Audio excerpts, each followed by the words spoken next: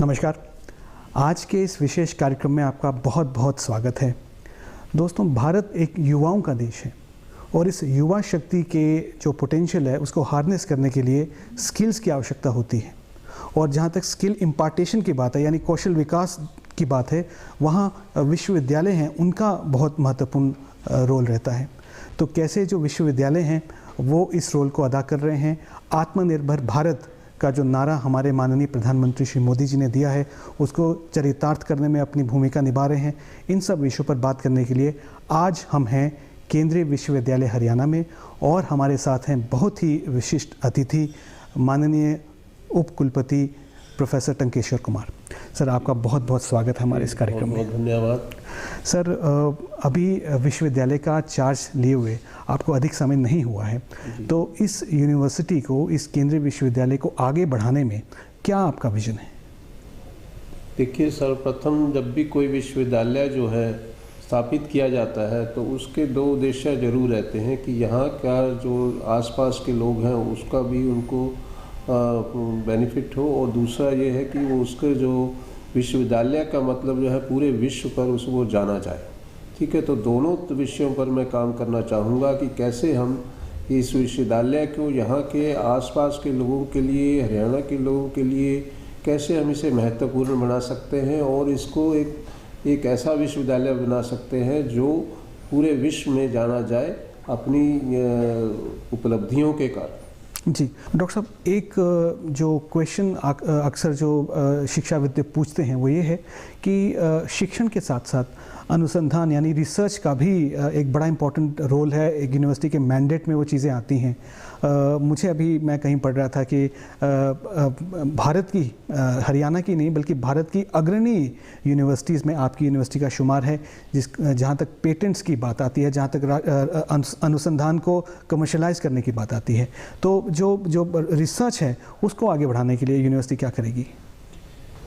सही कहा कि देखिए, विश्वविद्यालय का जो एक बहुत बड़ा रोल है वो शोध में है।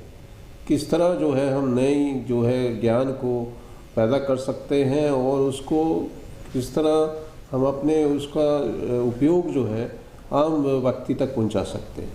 तो उसके लिए तभी पॉसिबल होगा कि जब हम अपने यहाँ के जो शिक्षक हैं उनको लिए इसके लिए बढ़ावा दिया जाए, उनके लिए उनको जो उनको चाहिए वो उपलब्ध कराया जाए, और उसके लिए एक जिसे कहते हैं इकोसिस्टम है उसको तैयार किया जाए।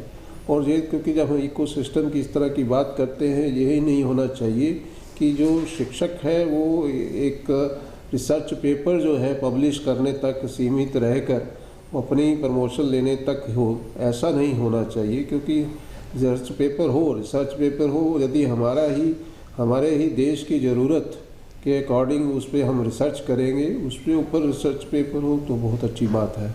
यदि उससे हम पेटेंट निकाल पाते हैं, उस पेटेंट से या कोई प्रोडक्ट निकाल पाते हैं तो बहुत ही बेहतर बात है। इसी दिशा में हमने एक अपना यहाँ पर एक रिसर्च प्रमोशन बोर्ड भी बनाया है, जिस पर ये देखेंगे कि कैसे हम अपने जो रिसर्च कर रहे हैं जो शिक्षक हैं उनको कैसे हम प्रभावित कर सकते हैं और कैसे उनको हम उत्साहित कर सकते हैं। इस काम में मुझे लगता है कि कुछ समय लगेगा, लेकिन जो है मुझे अभी से ही इसके जो है मैं समझता हूँ कि रिज़ल्ट मिलने शुरू हो गए हैं। और क्योंकि बहुत सारे लोगों में यहाँ पर पोटेंशियल है, ऑलरेडी वो काम कर रहे हैं, तो उसमें वो बहुत तेज़ी से वो आगे बढ़ेंगे। मुझे उम्मीद है कि हम इस लक्ष्य को पूर्ण करेंगे। जी डॉक्टर साहब, मैं हमारी यूनिवर्सिटी की बात नहीं कर रहा हूँ। यूनिवर्सिटी तंत्र में ही ये देखा गया है कि बहुत सारी रिक्तियाँ यानी बहुत सारी वैकेंसीज रहती हैं, नॉन टीचिंग में रहती हैं, और टीचिंग स्टाफ की ये एक बड़ी एक क्रॉनिक प्रॉब्लम जिसे कहेंगे रहती हैं। तो जिससे यूनिवर्सिटी का जो पूरा जो एक चलने का तरीका है, पठन पाठन की जो प्रक्रिया है, अनुसंधान की जो प्रक्रिया है, वो कहीं ना कहीं अफेक्टेड होती है, यानी उस पर बुरा प्रभाव पड़ता है। तो जो रिक्तियों को लेकर जो समस्या है उसका निदान कैसे यूनिवर्सिटी कर रही है या करना चाहिए बाकी यूनिवर्सिटीज़ की अगर बात करें? रिक्तियों का देखिए, हमें ये एक कंटिन्यूस प्रोसेस होना चाहिए।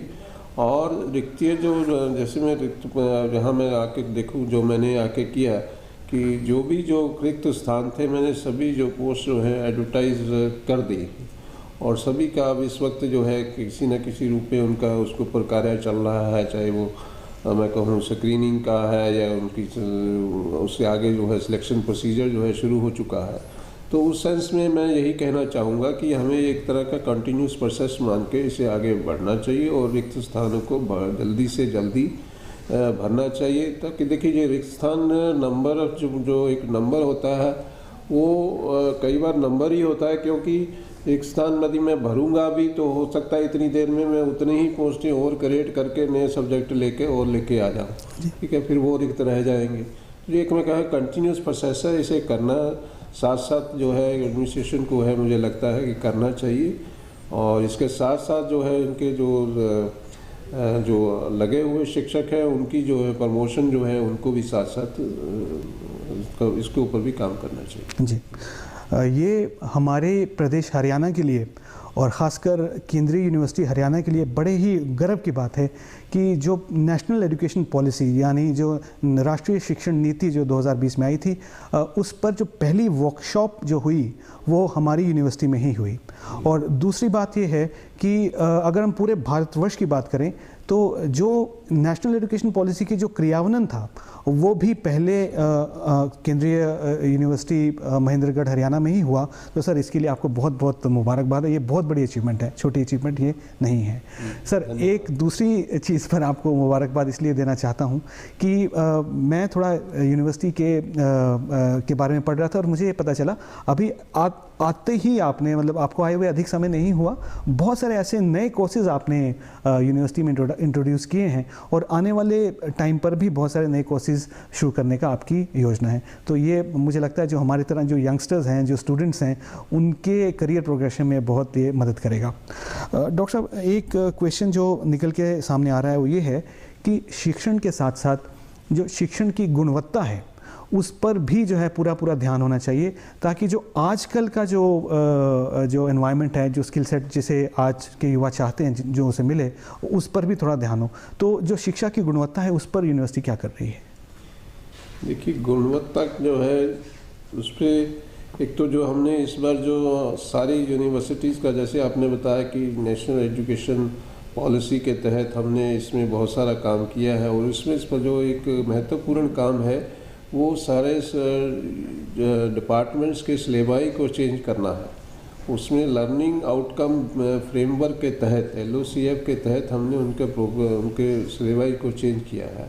तो उनका जो आउटकम है वो उस डिफरेंट तरीके से सभी का मालूम रहेगा इस बार जी। तो मैं यही कहना चाहता हूँ कि यदि हमारा एग्ज़ामिनेशन सिस्टम जो है, एग्ज़ामिनेशन सिस्टम यदि हम अपना सुधार लेते हैं तो उससे जो है अपने आप जो है लर्निंग पे अफेक्ट होता है जी। यदि एग्ज़ामिनेशन हमारा वीक रहेगा, हमारा उसको एग्ज़ामिन करने का तरीका ही ठीक से नहीं रहेगा, तो लगता है कि हमारी लर्निंग भी उतनी बढ़िया नहीं होगी जी। तो इसलिए जो है हमने उसमें LOCF लाकर हमने अपने एग्ज़ामिनेशन सिस्टम को बहुत सुधार किया है, और उससे जो है हमारी जो लर्निंग जो है अपने आप ही जो है एक इन प्रोसेस जो है मुझे लगता है वो इम्प्रूव होगी।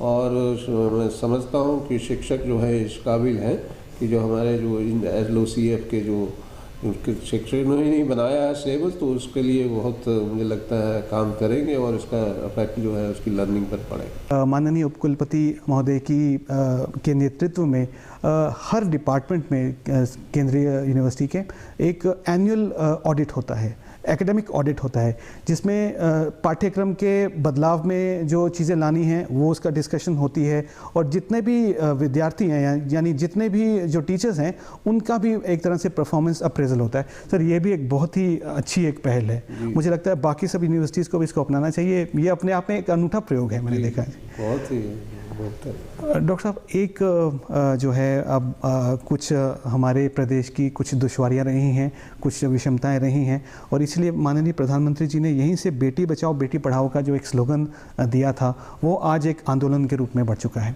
अब इतनी बड़ी यूनिवर्सिटी है, इतनी भारी संख्या में यहाँ विद्यार्थी पढ़ते हैं, अनेक देश के अनेक कोनों से यहाँ आते हैं, तो वुमेन एम्पावरमेंट के लिए, गर्ल्स एम्पावरमेंट के लिए यूनिवर्सिटी क्या कदम उठा रही है? देखिए हमारे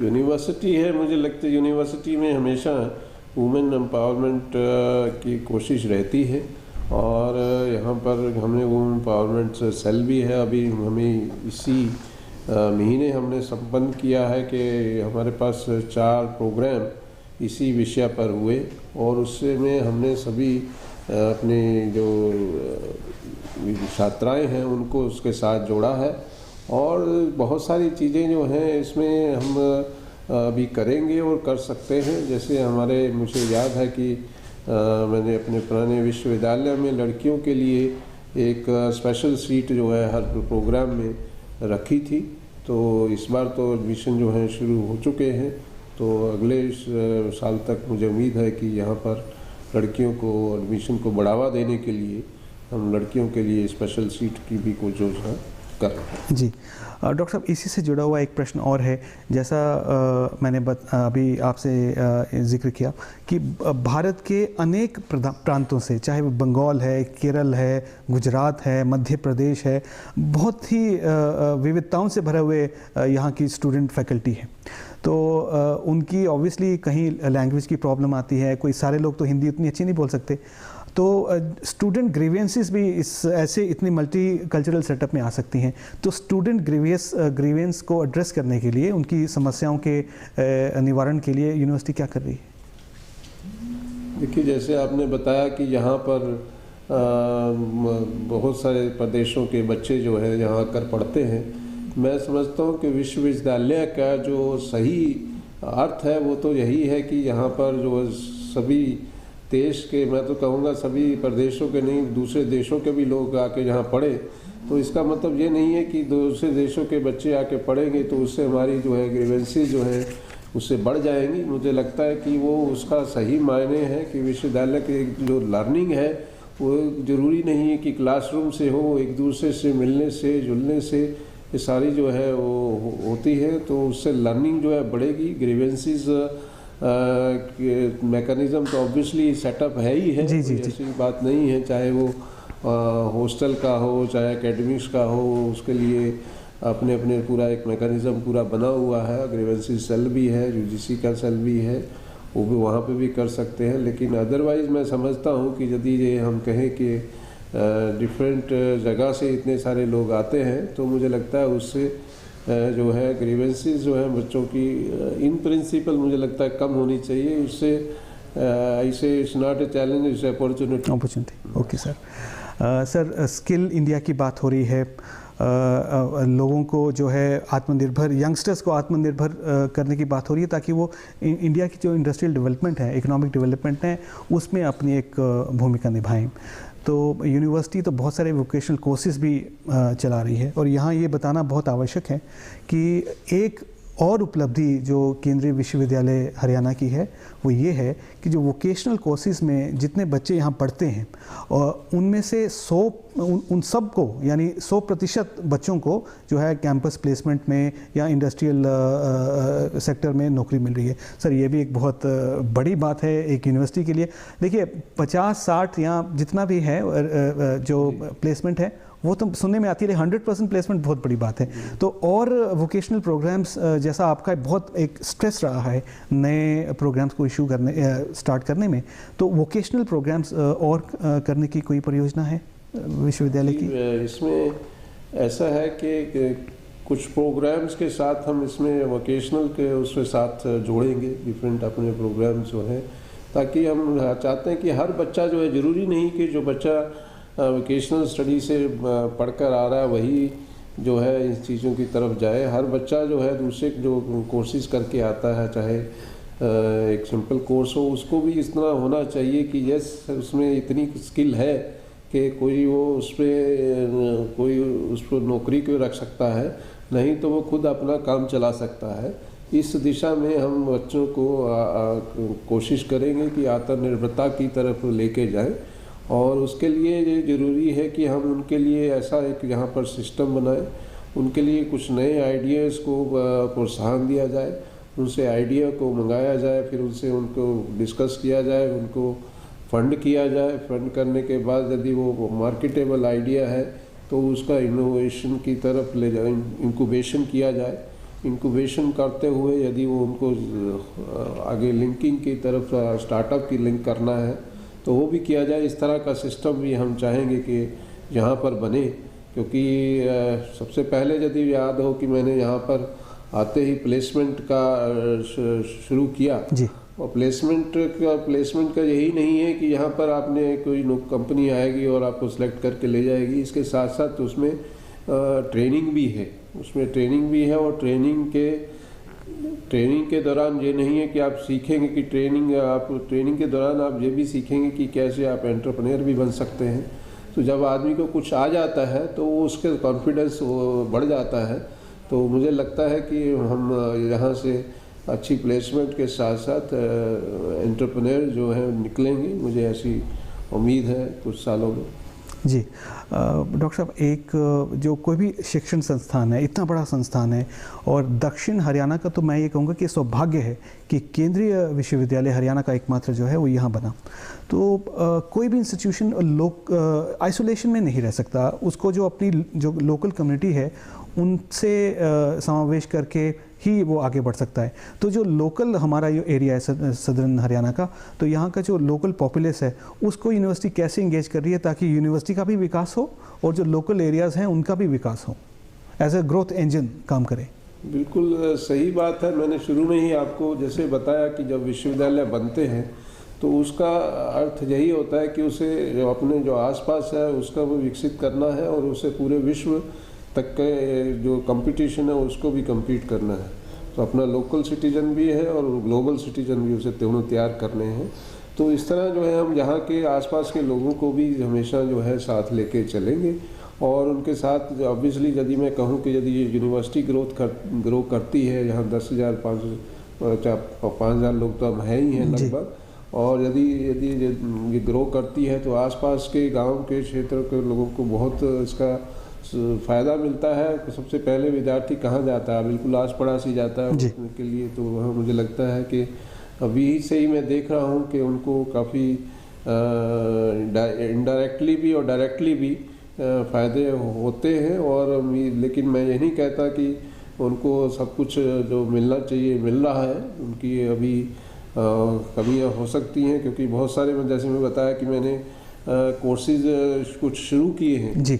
तो मुझे लगता है कोर्सेज जो शुरू किए मैंने 5 ईयर इंटीग्रेटेड कोर्स शुरू किए जी। तो बच्चा जो है यदि 4 ईयर यहाँ के बच्चा यदि मैं कहूँ कि आसपास का ग्रेजुएशन में एडमिशन लेना चाहता है तो वो मेरे यहाँ अब ले सकता है।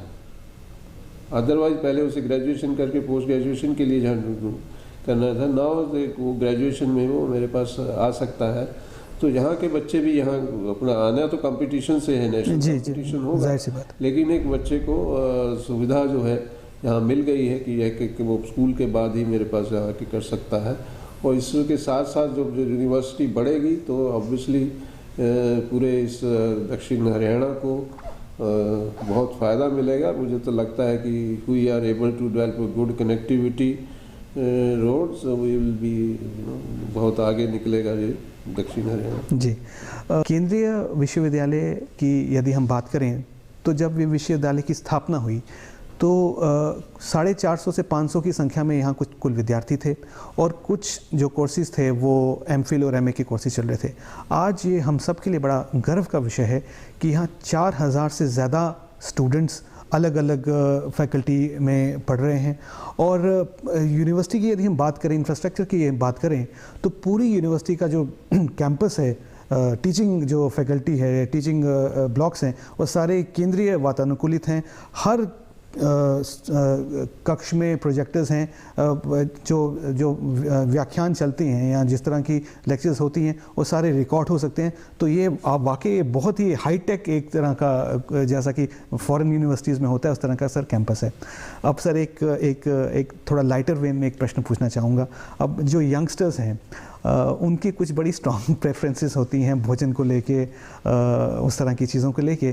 तो जो दक्षिण भारतीय जो विद्यार्थी है वो हो सकता है पराठा ना खाए, वो पोहा खाए, और जो उत्तर भारतीय जो विद्यार्थी है वो हो सकता है इडली ना खाए, वो पराठा ही खाना पसंद करें, उस तरह की कोई चीज़। तो जो खान पीन की जो व्यवस्था है खासकर स्टूडेंट्स के लिए, उस पर भी ध्यान देना मुझे लगता है कि यूनिवर्सिटी ने बहुत कुछ किया है। तो उस पर थोड़ा बताइए कि कैसे सारी प्रेफरेंसेस को आदमी मॉड्यूलेट करता है यहाँ। सही बात है, लेकिन मैंने आपको जैसे कि बताया कि ये चैलेंज नहीं है, ये अपॉर्चुनिटी है। चैलेंज नहीं है, ये अपॉर्चुनिटी है, और मैं कहूँगा कि इसमें बच्चों को भी बहुत कुछ सीखने को मिलता है जी। लेकिन यदि आप जो है अपने ही घर में जो खाते हैं वही खाते रहते हैं, तो यदि मैं कहूँ कि यदि आपने पराठा खाते हैं तो आपने कभी हो सकता है कभी आपने पोहा ना देखा हो, या आपने कभी दूसरा कोई और कोई इडली ना देखी हो, तो वो आपकी कमी रह जाती है जी। वो ज़िंदगी कमी रह जाती है। लोग कहते हैं कि जो लोग ट्रैवल नहीं करते हैं वो आधी ज़िंदगी जीते हैं। जी। यहाँ तो उनको सब कुछ ट्रैवल किए बिना ही सब कुछ एक जगह मिल रहा है, ठीक है। तो यहाँ पर जो कॉम्बिनेशन है, यहाँ पर मुझे लगता है कि क्योंकि अभी विश्वविद्यालय जो है हमारे अभी थोड़ा सा खुला है, तो जो भी है बच्चे जो है कोई इसमें कोई दिक्कत नहीं है, क्योंकि उनके पास हर तरह की अपॉर्चुनिटी जो है इट्स नॉट के पूरे केवल मैस में ही है, दूसरे बाहर भी है, और आजकल तो सब फैसिलिटी अवेलेबल है, because they can order it and get it. तो बहुत सारी जो चीज़ें हैं, मुझे नहीं लगता कि कभी भी, मैं समझता हूँ कि आदमी को फूड को लेकर आदमी को वो कंप्लेनेंट नहीं होना चाहिए जी। और क्योंकि पूरे विश्व में यदि आपको भ्रमण करना है तो कुछ ना कुछ तो आपको मिल ही जाएगा जो आप खा सकते हैं। जी जी जी। सर, अंत में जाते जाते अभी आपका कार्यकाल शुरू ही हुआ है, तो आने वाले 5 साल में इंफ्रास्ट्रक्चर के लिहाज से, नए कोर्सेज के लिहाज से और जनरल डायरेक्शन यूनिवर्सिटी की क्या रहेगी, इसके बारे में बताएं सर।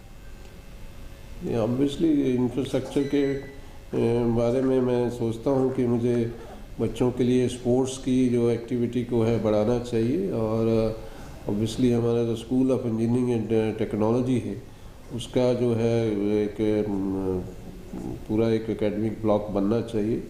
इसके अलावा और जो चाहूँगा कि मैं जो नए कोर्सेज शुरू करना चाहता हूँ, ठीक है, चाहे वो फिजियोथेरेपी से रिलेटेड हो, चाहे मेडिकल से रिलेटेड हो, ताकि जो है विज़न तो यही है कि सरकार से कहा जाए कि मेडिकल कॉलेज भी यहाँ पर दिया जाए, तो सेंस में आगे बढ़ेंगे। लेकिन देखते हैं कहाँ तक कितना हम कर पाते हैं। और नई एजुकेशन पॉलिसी जो हमारी नेशनल एजुकेशन पॉलिसी है वो आई है, तो उसके तहत बहुत सारे कोर्सेज जो है मुझे लगता है कि हमें 5 ईयर इंटीग्रेटेड करने पड़ेंगे, और 4 ईयर जो है 4 ईयर ग्रेजुएशन प्रोग्राम, मैं जल्दी कहूँ कि ये पहला विश्वविद्यालय होगा जहाँ पर 4 ईयर ग्रेजुएशन प्रोग्राम जो है इन 5 साल वाले कोर्स में हमने दिया है। वाह जी।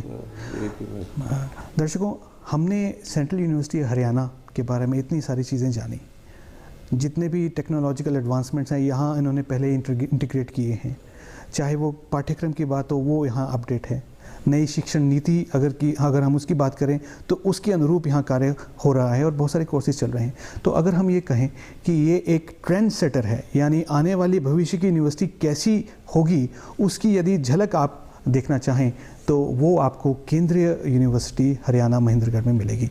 सर, इतनी अच्छी जानकारी देने के लिए और अपना कीमती समय आपने हमारे लिए निकाला, इसके लिए पूरे दूरदर्शन की तरफ से बहुत बहुत धन्यवाद सर।